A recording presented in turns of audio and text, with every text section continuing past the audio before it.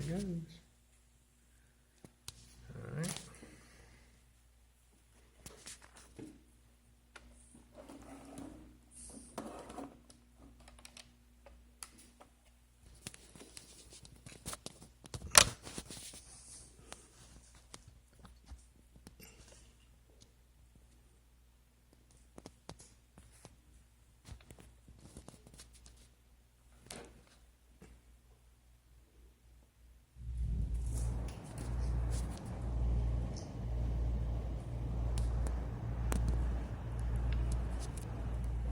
Okay.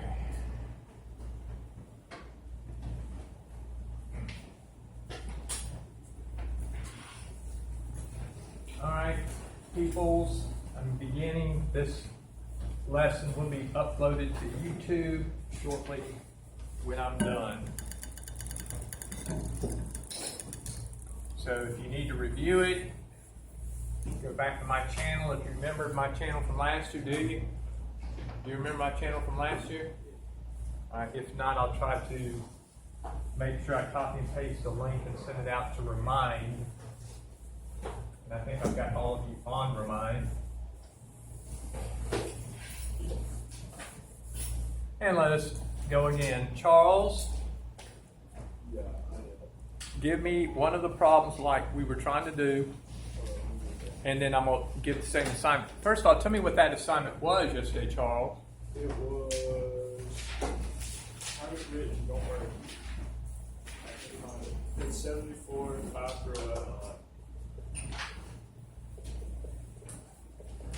So for those of you out there in Hinterland, or here present with me now, that was the assignment I attempted to give yesterday, but I'm going to have to go back over it again today. I think that's showing.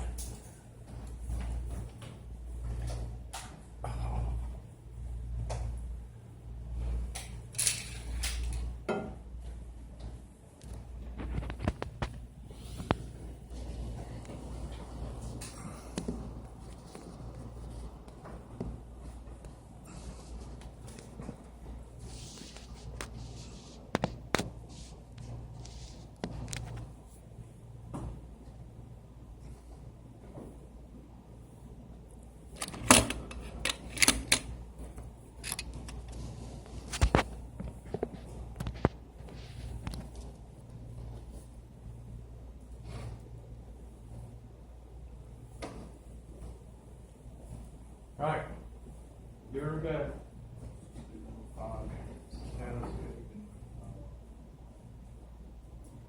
Number 6.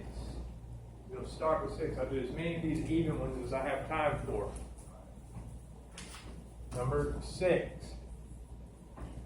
Read me the function f of x. F of x equals 2x minus 5. And what was the other function? G of x?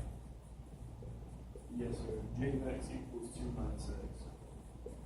And the instructions are find, I think, f plus g of x, f minus g of x, f times g of x, and f over g of x, but only find the domain for f over g. Is that correct? Yeah. All right. Virginia Glenn, are you okay? So yesterday, the definition given for the sum of two functions or difference of two functions is to individually either add or subtract the two functions. So it has this distributive-like feel to it. It's not what it is, but that's what it feels like. That's a definition. Now, all polynomial functions, all of them, that's powers of x.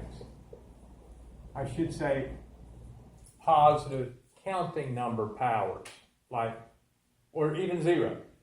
0, 1, 2, 3, 4, etc. Those types of powers are polynomial functions. They have the same domain.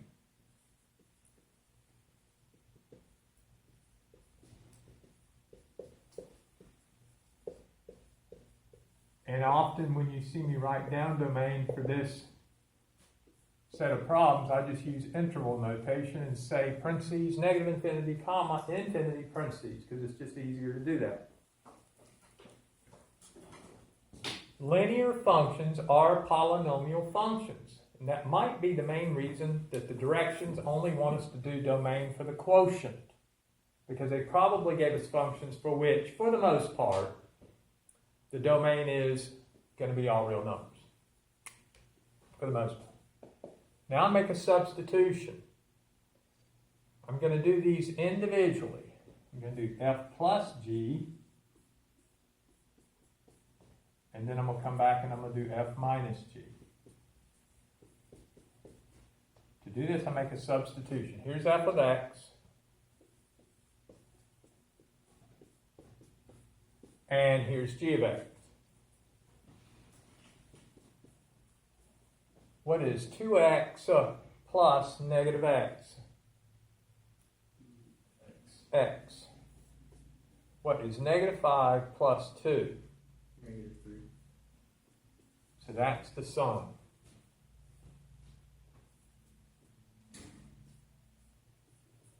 Again, I'm writing down the definition for f minus g of x, which is f of x minus g of x, and I substitute f of x, which is 2x minus 5, minus g of x, which is equal to 2 minus x.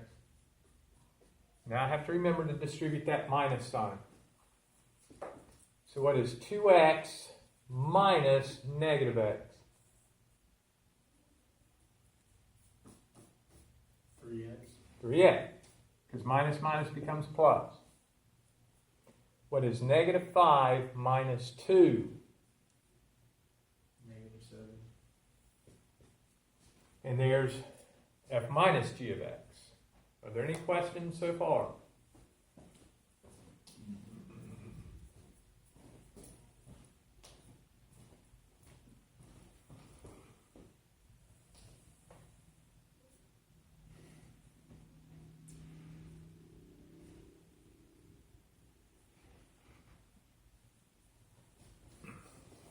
Any questions?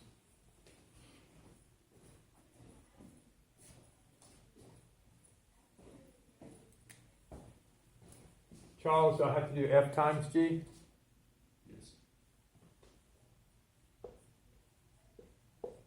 If you don't see anything between f and g, that indicates multiplication. The definition of fg of x is f of x times g of x. And do not confuse the dot of multiplication with later, not today, but later, the little o, which is going to be composition.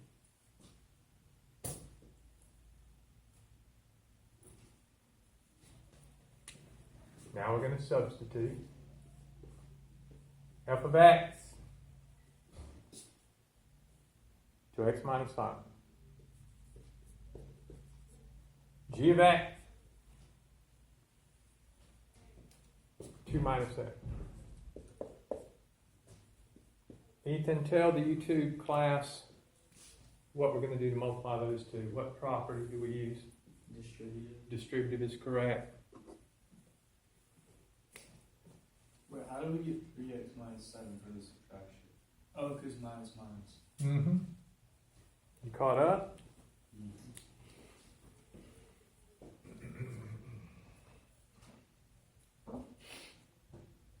Virginia Glenn, what is 2x times 2? 4x. And what is 2x times negative x? Negative 2x. Watch this. Right? And back, negative 5 times 2. Negative 10. Good. And negative 5 times negative x. 5x. And customarily, we put this in our standard form of degree in descending order. So we normally start with the highest power of x and walk our way down. So Ethan, who is the highest power of x in this product here? 2x squared. Good. And negative, right? Negative 2x squared. Now we're going to combine the like terms. Logan, what's 4x plus 5x? 9x. That'll be the next thing. And lastly, we only have one constant, minus 10. That's a nice looking standard form quadratic polynomial result, which is the product of f times g. Finally, Charles, f over g.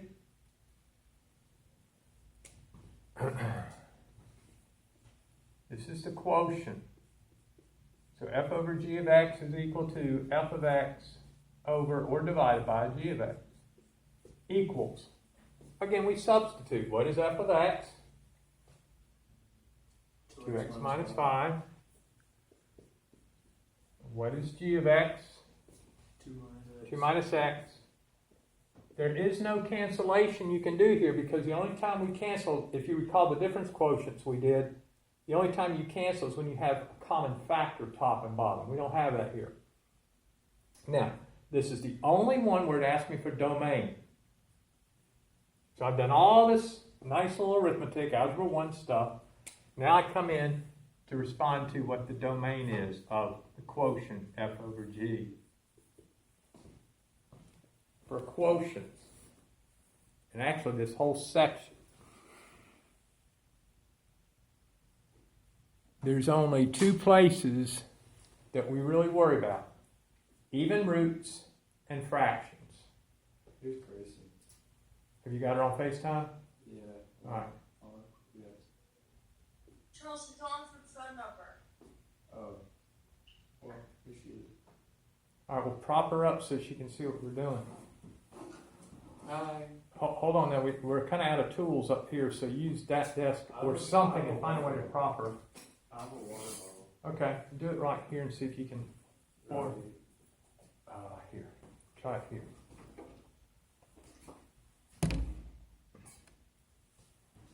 Can you see that? Like the whole board or no? Just that left panel. Your left. Yeah, I can see it. Good job. Good job. Welcome aboard, Wes. Yeah. What? I said, welcome aboard. Oh, yeah. Okay. All right, to finish up the quotient, we make sure we don't see any even roots, no square roots, no fourth roots, no sixth roots, no eighth roots, no even roots. But we do see a fraction which has a bottom. We never divide by,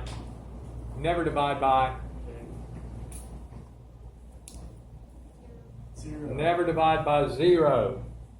So looking at this bottom right here, I'm going to come up and address it right up here, and then I'm going to write down what that means down here.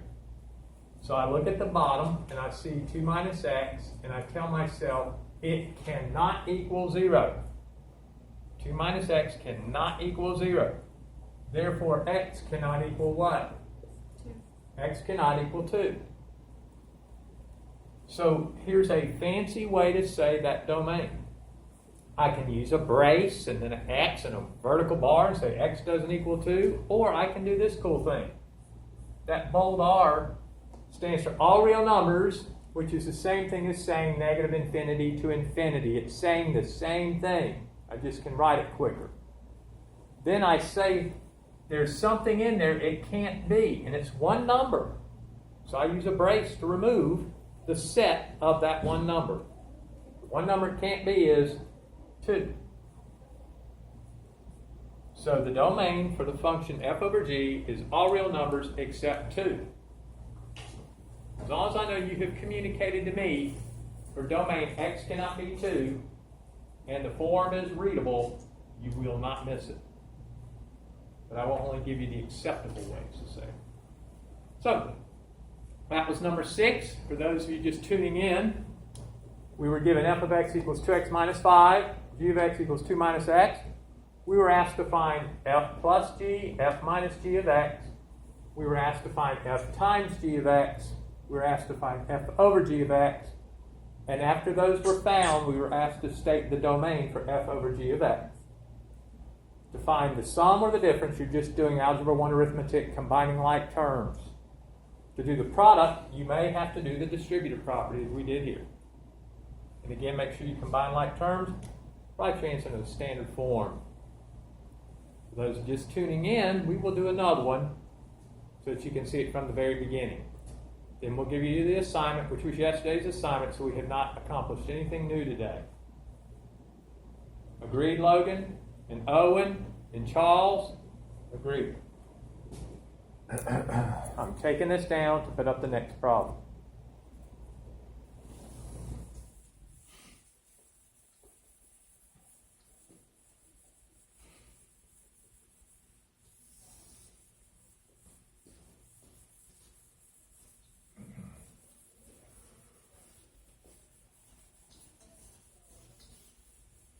All right.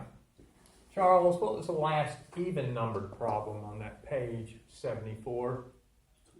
12. Charles, please smile. There you go. Charles, read me the functions for number 12. F of x equals x over x plus 1. Ooh. And then g of x equals x cubed. Okay. Now, I said yesterday, and I'm going to repeat today, for the sum and the difference, I'm not going to ask you to do any crazy fraction arithmetic. I'm not. I just want you to get the concept down. Products, you need to look at because it could simplify pretty easily. And quotients, you're going to have to not only simplify, but you're going to have to pay attention to the original top and the original bottom. Here we go. F plus g of x is equal to. Emma, can you hear me? Can you see the board, Emma? Not right now. Wiley, can you see the board? Yes. Okay, great. Hold one, we're fixing. How about now, Emma? Okay, great. So this is f of x plus g of x, which is equal to, by substitution, x over x plus 1 plus x cubed. Now, if I wanted to torture us, we would get a common denominator of x plus 1, but I don't want to do that right now. Owen, come back. I'm still here. Okay, here comes f minus g of x, which is f of x minus g of x. Again, we substitute. Here's f of x minus, here's g of x. And again, I could get a common denominator and combine the like terms of the numerator, but I'm not going to torture us with that right now. Just trying to make sure you know adding is adding and subtracting is subtracting. The product, fg of x is equal to f of x times g of x. And again, substitution, here's f of x times g of x. And this one I will not leave that like that because I want to make sure kids know that when you do a fraction times something that doesn't look like a fraction, the part that doesn't look like a fraction multiplies the top or the numerator of the fraction part. So what is x cubed times x, Ethan? X to the fourth. Good job, Ethan. And so those, I do want you to simplify so that I get you to simplify something. So we've done the sum, we've done the difference, we've done the product. Who's up now? Rhymes with ocean. Quotient. Now we're going to do the quotient. Emma, can you see the f over g of x that I just wrote right there? Wiley, can you see the f over g of x that I just wrote? Yep. Good job. By definition, this is equal to f of x over g of x. And now the substitution. Here's f of x. And here's g of x. I do not want it left like that. No way, Jose. However, I want everybody to pay attention. Before we're done, we will simplify that. But this initial step, writing down the f of x and the g of x, this is where we're going to address the domain. So for the sleepy crowd, please watch carefully. The domain of f over g, colon for notes. I'm taking notes before I actually put down what it equals. So I'm making notes. I have a fraction on top of a power of x. No bottom of any fraction can ever equal 0. That means x plus 1 cannot equal 0, and x cubed cannot equal 0. No bottom can equal 0 of any fraction, any location, ever. So the top fraction leads me to say x cannot equal -1. And the main bottom, x cubed, leads me to say x cannot equal 0. It cannot equal either of those two.